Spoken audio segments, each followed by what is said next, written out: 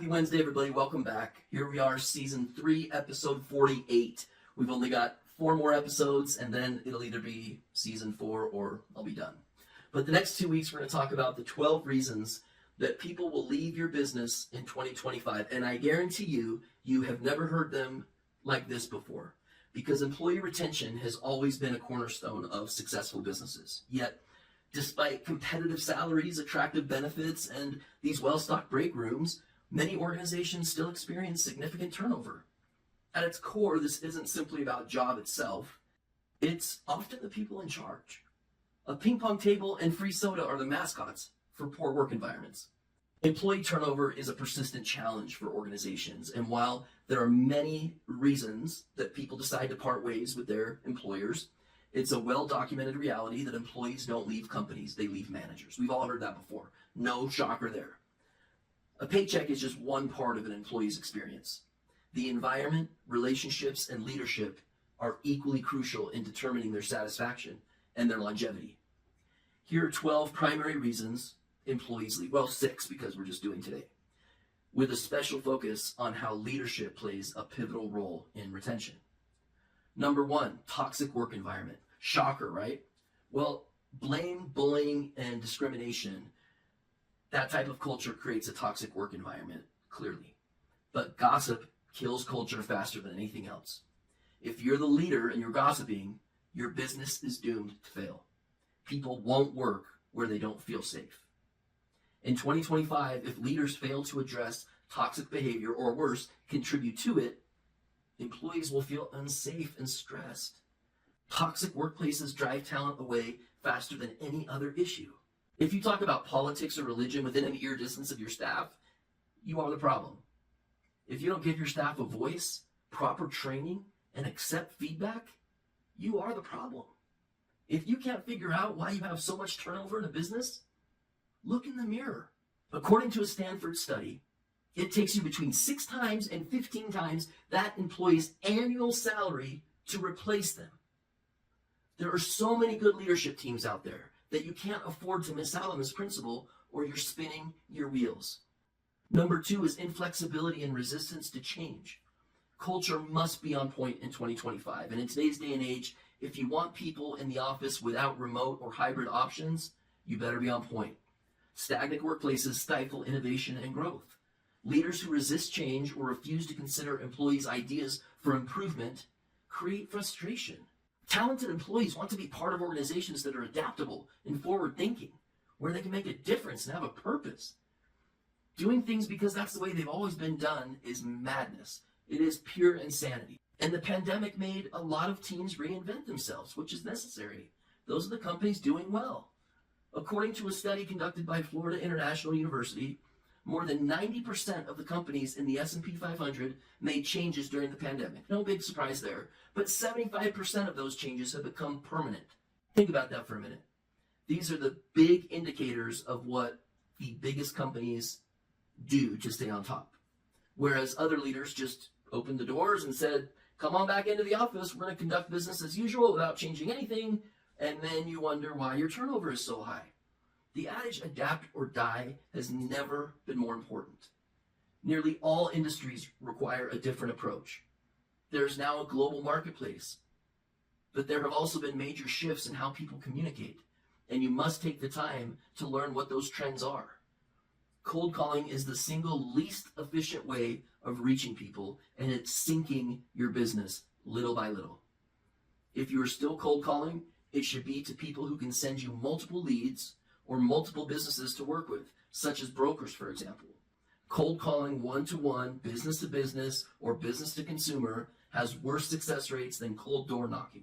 Cold door knocking averages a full presentation and of the company's solution 1 out of every 64 attempts.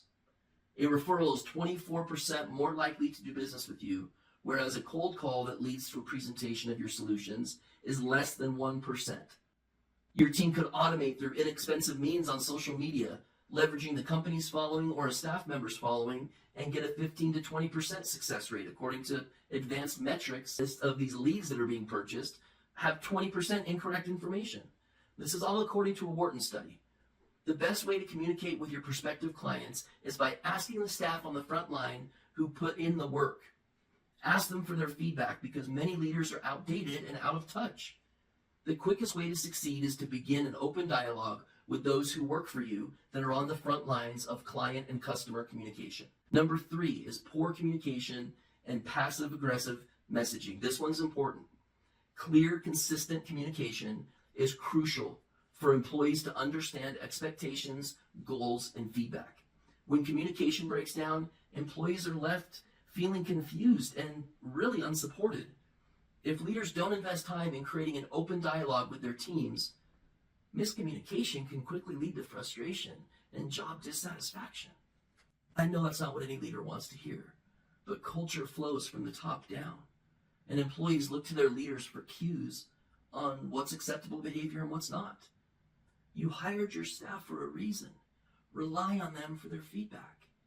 You won't implement all of it, but there are very good ideas that come from those on the front lines putting in the hard work. And if you aren't willing to sit down and to roll up your sleeves and go to work like you're asking your staff to do, then you aren't a leader. You're a check signer. And that is how your staff sees you, whether they're right or wrong. They lose their vested interest in the business and do what they're told in order for you to sign a paycheck, period. Number 4 is unclear expectations and payment gaps. Employees feel destabilized when expectations are ambiguous or frequently shift without clear communication. Good leaders set clear, consistent expectations, providing a roadmap for what employees should follow. When leaders fail to communicate effectively, confusion and frustration often push employees toward the exit doors. Nobody knows what to do when the goal is a moving target. Number 5 is limited growth and development opportunities. You can talk all you want, but people naturally want to grow within the company. If leaders don't prioritize professional development or offer opportunities for advancement, employees will feel stagnant. Organizations that fail to support growth ultimately push top talent toward companies where they can envision a future, often to your competitors. Number 6, overworking and lack of work-life balance. It's often the direct result of leaders not respecting work-life boundaries. If you expect your employees to be at work by 8 a.m. and work until 5 p.m., but you show up at 9:30 and leave at 3:30, you make your staff question your own buy-in to your own company. With a corner office, a couch, a big screen TV on the wall, and your door closed every time you enter your office, what type of person do you think your staff perceives you as? If you're this type of leader, I'm not ripping on you as bad as it might seem. I tend to believe in people and give them the benefit of the doubt. You're not a bad person because you've been successful in the past. But if that corner office was in place prior to 2020, the things that built that corner office, if adhered to stubbornly, are going to be the very things that make you lose that corner office. I'm going to say it again. Leadership has evolved. The tactics that were successful even 5 years ago are now antiquated. Employees who consistently feel pressured to work long hours, take on excessive workloads, or remain on call outside of regular hours quickly lose job satisfaction. Good leaders recognize the importance of balance and encourage their teams to recharge. But if you're in your office watching golf to recharge while your staff is out busting their guts on your behalf, you're going to lose respect from your staff. And the perpetual wheel of high turnover is already in motion. When leaders fail to respect boundaries or set unreasonable expectations, burnout becomes inevitable. Employees value their personal lives and appreciate it when leaders do too. Organizations with leadership that support flexible working arrangements and encourage a healthy balance between work and personal time, they enjoy higher retention rates.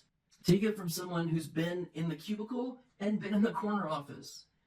If you have high turnover rates in your business, you are the problem, not those you're hiring, not your HR manager. You've already let enough good talent walk. Enough is enough. Make the decision to be better and stop with the faux leadership. Your staff will respect you 1,000 times more if you admit what you're doing is no longer working quite as efficiently and make an announcement you plan to implement the anonymous survey advice and bring the team together. Cohesion. There's a business that's called Cascade Collision that their average employee has been with them 8.5 years. You want to learn something about how to build culture and how to reduce high turnover? take a page out of their book. And I'll leave you with that.